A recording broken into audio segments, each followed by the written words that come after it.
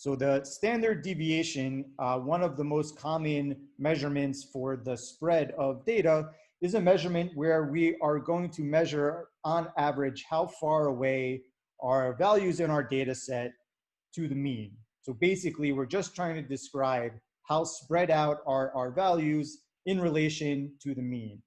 So if we take a look at this first histogram, we can see that the mean is identified as being at 5, right in the middle. And so almost all of our values are stacked right on top of 5. We have 4, 5, and 6.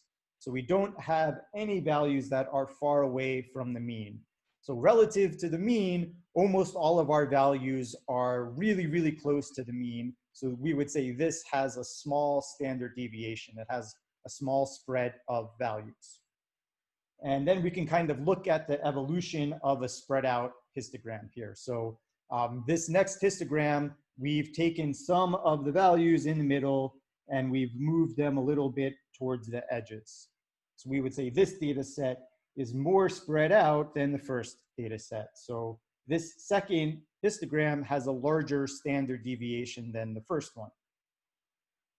And we can continue this pattern. So here, histogram 3, we have a lot less values in the middle than we started with over here. And where did we move these values that were in the middle? We pulled them and stretched them out towards the extremes. So we have a lot less in the middle, but we have more on the edges.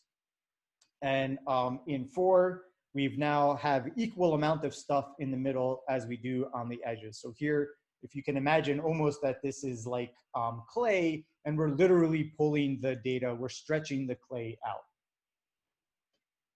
And in histogram 5, we now are starting to get almost nothing stacked up on top of the mean, but we have some values kind of close to the mean and not as many at the far extremes.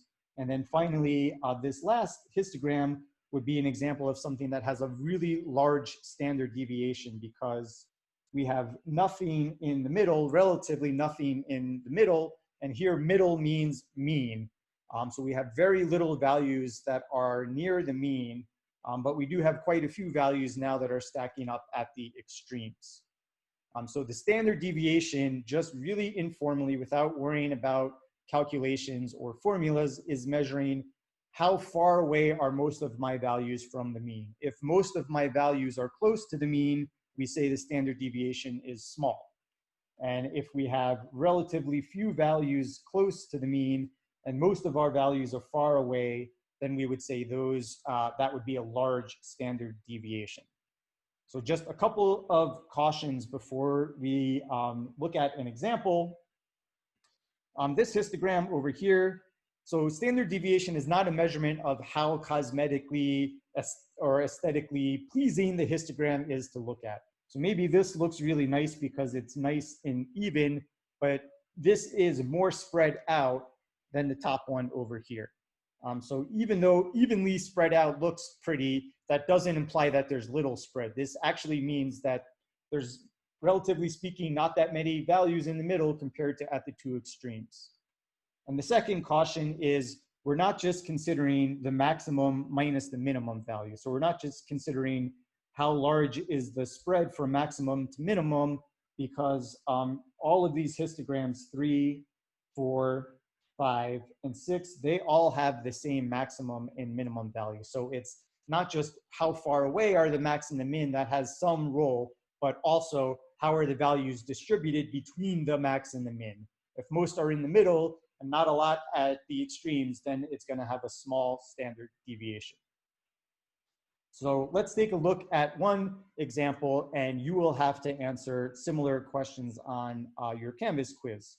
So here are 2 histograms, and let's assume, as you will on your quiz, that there's the same number of values that are being distributed between, we'll say, the same maximum and minimum values. So these values line up over here, and these values line up on the right side as well. Sorry, I did not mean to zoom in. I meant to do that. So we want to compare how spread out are these values. And they both are fairly spread out. So there's not that much in the middle. So both of these histograms have less stuff in the middle and they actually have more stuff on the ends. But relatively speaking, comparing the two of them, I can see that in histogram B, I do have a little bit more stuff over here compared to in the middle of histogram A. And it's important here to note that we've identified the mean is right in the middle. So I'm going to compare how spread out are the values relative to this middle point here. So this has some in the middle, a bunch over here, but less at the far ends. Whereas histogram A has nothing in the middle.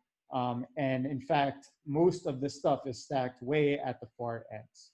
So histogram A would have a larger standard deviation than histogram B because histogram A has more stuff at the ends and less stuff in the middle compared to histogram B.